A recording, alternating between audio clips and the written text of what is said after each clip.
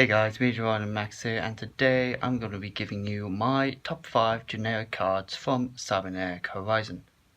Now, from this set is mainly a set full of Archtypes / support cards, so I've looked on the list to find my top 5 generic cards I thought were pretty good in this set.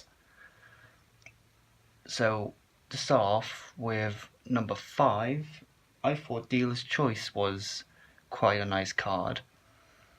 Dealer's Choice is both players shuffle their decks, and if they do, they each draw one card, and then each player discards one card.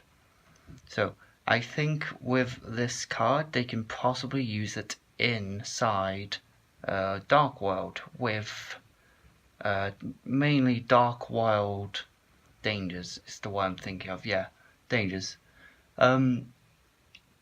Being able to shuffle, draw, and then discard. Discards the important part with this card with cards like Dark World is they could get advantage from sending cards to the bin. Because it doesn't say you have to discard the added card, you just discard a card from your hand, which is quite interesting. So I decided to put that as number 5 on my list. So let's move on. I decided to do for number 4, I decided to do 2 cards for number 4. On number 4 I have The Witch's Apprentice and the Holishingun. I've butchered that name, but I'm really bad at reading words, so they are our Dark and our Link monsters. Dark and Light generic Link monsters is what I'm trying to say. So getting them both in the same pack is interesting, because normally we only get one per pack.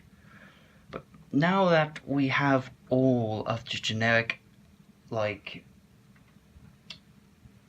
attributes, like we start with Mrs., we then got Miss Starboy, we then got Dual Lil, Great Fly, and now we have Wee Witch's Apprentice and Hip Ho Shigun. Yeah, that's a really odd name. So now that I have all of them, I still stand for what I said. I did say in a very older video that they should have all came in the code, but looking back, it possibly may have been good to release them in a couple of sets.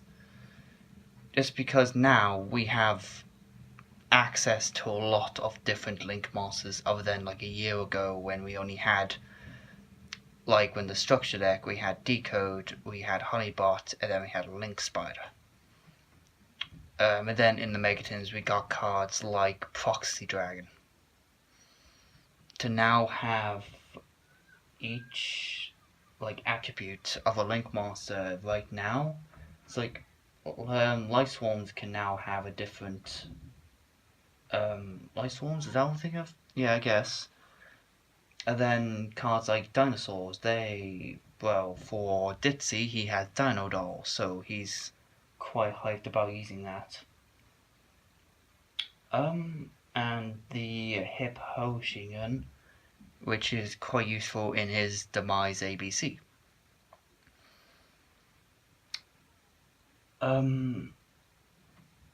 So I decided to put both of them for the part 4 in the 4th.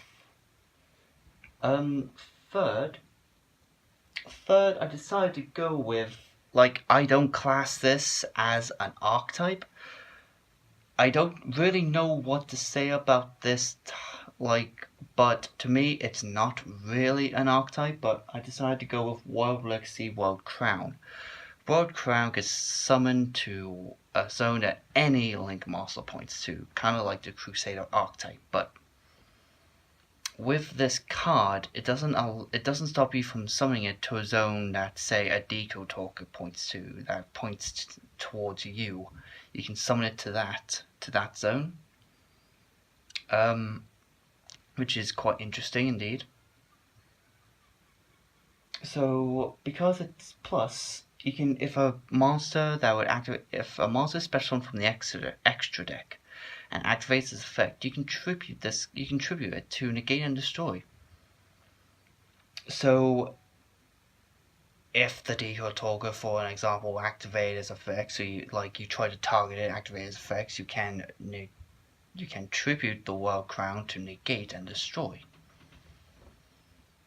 Because I guess if this card came out a bit more early, then probably more play. Because at the time, Decoy Talker was at a 3300 beat stick. Really, that if you try to target, you can tribute your guys. Say no, it used to be a big thing. I decided that World Crown deserved in the top 3 because of how much it can be used. Like, it summons a defense position, but that's all you need is a 2k attack, 2k defense monster. It's still a machine that you could use in any other deck, really. But I really like it because it can special to a zone that any Link monster points to.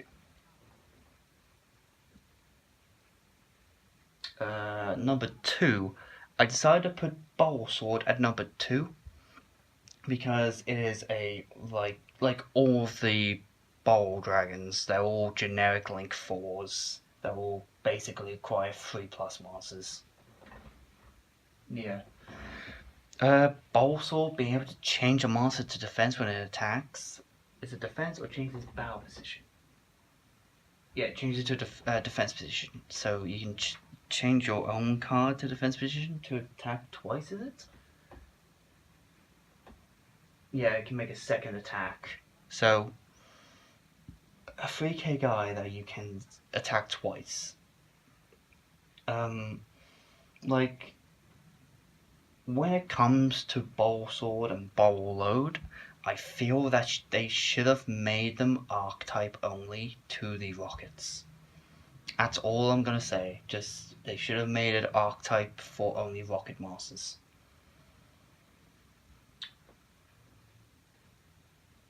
Then for the number 1, I decided to put Pinpoint Landing at the 1 at first, because to me, I really do think this is a really good card.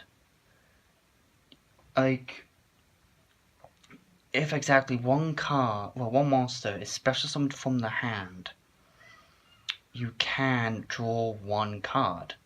You can only use this effect once per turn, so it's a hard once per turn, but also during the end phase, if you're not drawn a card by this effect, send it to the graveyard. So you can send it, if you really don't need it, then it just goes during the end phase if you haven't activated this effect. But with certain decks that can just special summon from the hand, I think that people are underestimating this card. I could see it being played in competitive. It could mainly be played in decks like Crusader, because they special summon from the hand, or Cyber Dragon, because they special summon from the hand. I think decks like that could really use Pinpoint Landing. You won't mainly want to run it at 3. 2, 2 would be completely fine.